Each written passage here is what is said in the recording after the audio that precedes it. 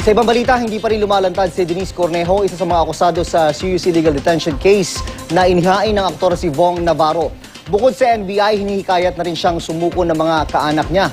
May ulat ang The Spot si Salima Refran. Sam?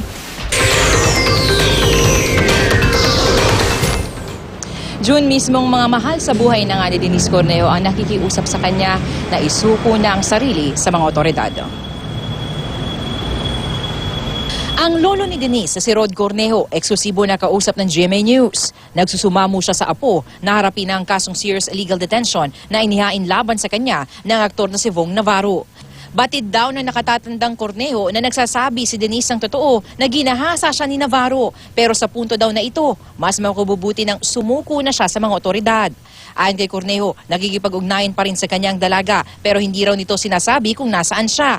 Higit 2 linggo na nagtatago si Denise sa mga otoridad matapos lumabas ang warrant of arrest laban sa kanya. I know what you're going through. And I want you to know, gusto kong malaman mo na ako ay naniniwala sa iyo. Yung mga sinabi mo sa akin, yung nangyari sa iyo, tinatanggap ko na yan ang katotohanan. Ngunit, Denise, hindi rin tama na nagtatago ka sa batas. Para sa ikabubuti mo, sumuko ka na. Ang pagsuko din ni Denise ang hinihikayat ng NBI. May mga legal remedies pa rin naman daw na pwedeng i-avail si Cornejo kahit siya ay nakakulong na. Binibigyan din naman daw kasi ng due process ang lahat ng akusado sa korte.